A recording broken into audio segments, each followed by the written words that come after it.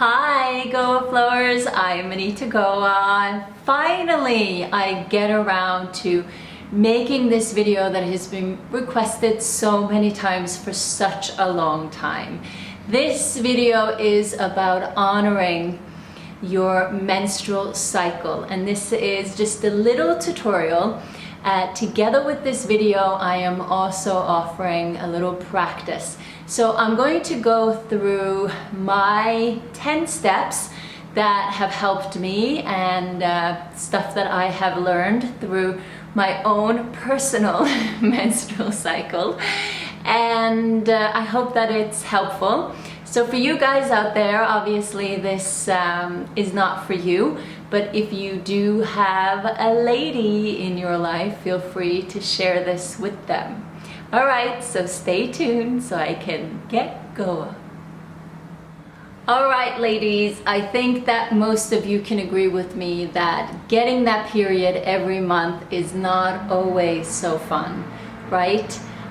Personally, I've had, I think everything on the spectrum for not painful periods to really painful periods to feeling in a really bad mood to having heavy bleedings, and I think just everything on the scale. So I know exactly how it is, but I do know that there are quite a lot of things that we can do for our menstrual cycle, that we don't have to just succumb into thinking, well, this is just how it is, there's nothing to do about it.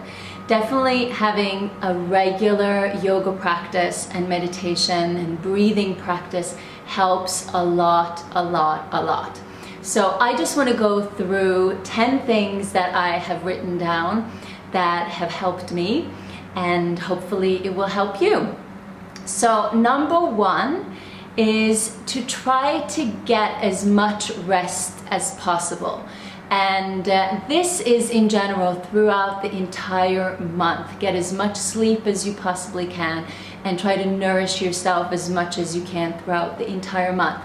But particularly the first 2 days of your period, try to get as much rest as possible. It is quite interesting to know that back in the olden days, women were actually relieved from their duties when they had their periods, and the men took over. So they just retreated down to the river and they just allowed their flow to happen. And I truly believe that that must have been very, very helpful for them, because us women these days have so many responsibilities, so much stress, and I do personally believe that that creates a lot of tension in the body and creates havoc with our hormones, with our cycle just in general. So it's something to really start to pay attention to, and that is part of our yoga practice, is self-care, taking care of ourselves and trying to create some space for doing that and not just filling it up and being busy. All right, number 2, during the first 2 days, I highly recommend a restorative yoga practice. But I have personally noticed that when I slow down during those first 2 days and I do my restorative yoga practice, it makes a huge difference, and it sort of sets the tone for the rest of the month too. So I'm going to share with you a restorative yoga practice, and you are going to start to do it. All right? Deal? Deal. Number 3, and this is a little bit like number 1, you have to learn to become a little selfish. And it's being kind and being generous, but at the same time be selfish, so that you take the time that you need within those first 2 days of your period to sit back and to reflect. I do look at the menstruation and that downward flow as a release. And that release is sort of a letting go. And if you're not affording yourself to create time for yourself, then it's going to be very hard to find time for reflection. So this is a great time to be kind to yourself, be kind to your family, be kind to your friends, be selfish in taking that time for yourself, and also just do things that make you feel good. It's so, so, so important. Number 4, no inversions during your period, at least not during the full flow. Don't turn yourself upside down even for a little bit. I know some teachers who don't even do downward facing dog during their period, but I haven't been that strict. But I never do shoulder stand or headstand or any kind of inversions. And the reason for that is because the menstrual flow is downward. It's a prana that is called apana, which is the downward moving prana. And you want your period to go downwards. Once you turn yourself upside down, it's going to disrupt the downward flow. It will turn it upside down. So to me, it never made any sense to go upside down during my period, and you just want to honor that downward flow. So also using more pads instead of tampons is also a really good thing, just to really honor that downward flow. New moon is actually a really, really good time to have your period, because new moon has to do with that apana energy, that downward flowing energy. And you know that the new moon is very open and expansive, and it's a wonderful time to have your period. And there are different exercises and mudras that you can do actually to redirect your period to happen on a new moon, and that's very interesting. The worst time to have your period is on a full moon, when the moon is very contractive, that energy is contractive. I truly believe that has an effect on the menstrual cycle too. So this is all in the Ayurvedic philosophy. All right, number 5, eat nourishing foods during this time. It is very easy to get a lot of cravings during our period, but I think that what is very important is to think of it as a whole month thing. It's not just the period, but what are you eating the other days of the month? I truly believe in drinking lots of leafy green juices. The more darker and greener the juices are, the more it's going to alkalize your body. And the more alkaline your body is, the less cravings we actually have. So you might come to your period and you might notice that you don't have as much cravings as you might have had before. You still feel like you want to have something, but it's not like this ravenous, you just got to eat whatever it is that's coming your way.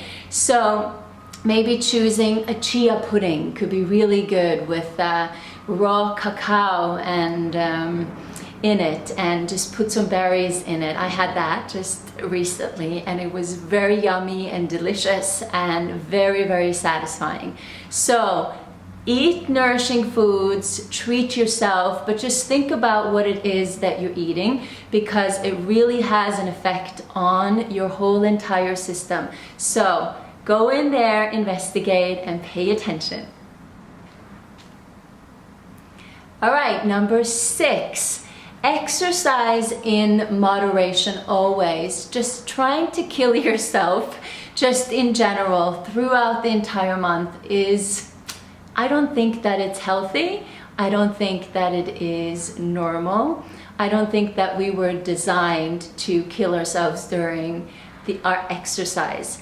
Work hard, challenge yourself, yes, but not to the point where you are just stretching your edge so much that you are moving towards exhaustion and your exercise is becoming stressful. I think that that has a huge negative effect on the body. So think of everything as sort of being nurturing and taking care of yourself, getting your body fit, yes, and feeling strong, flexible, enduring, but connected, I think is very, very important for us as women. And then balance that out with lots and lots and lots of rest. Otherwise, we are just running on a deficit and our prana account is just depleting. Yes, we don't want to walk around feeling depleted, right? Number 7, no baths during your period. I'm not a bath person. I'm more of a shower person, but it doesn't make any sense to me to take a bath during the period, to be honest. It might feel good for you, but it is believed that it disrupts the natural rhythm of the menstrual period. So I learned years ago in Kundalini Yoga that it is actually good not to even shower, or if you shower, just shower very briefly, and not super hot water or super cold water, but just the lukewarm water, just to rinse yourself off, to feel good about yourself, of course. And then maybe just, we call it in Norway, cat wash, you know, just like a little sponge wash is good, just to keep the prana inside of your body and to really just harness your energy. All right. Number 8. All right, so your period is pretty much done. The bleeding is over. So what do you do in your yoga practice now? What is really good to do is downward facing dog. It supplies blood to your head. It circulates the blood and the circulation around your chest. Forward bends are really, really good because it gives you that sense of calm and peace. And it also tones the liver, the spleen, and the kidneys. The wide angle pose is also really wonderful because it combats fatigue, because the head is turned upside down, and it also calms your mind. Headstand and shoulder stand are now wonderful to do because it now turns you upside down, and it regenerates and turns the blood back into the heart, and then it refreshes the blood when you go back into a normal position.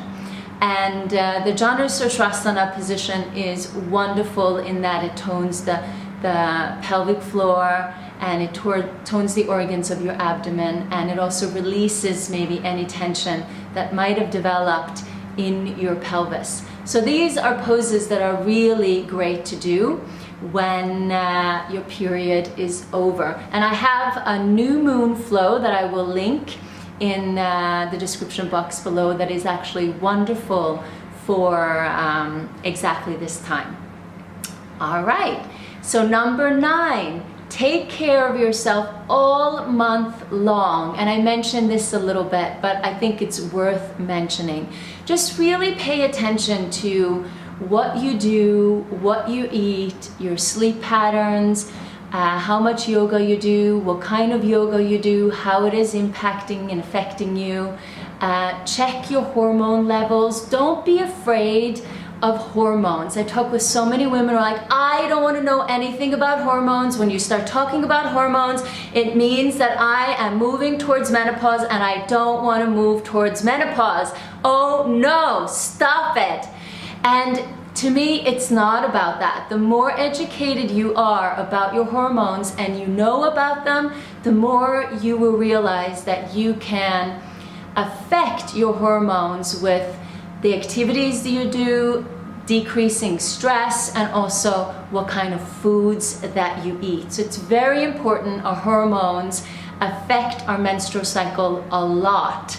And it is very interesting when you start to read about this, that it's nothing to be afraid of, but it is the more educated you are, the better off you are, right? It's always like that. Education is power.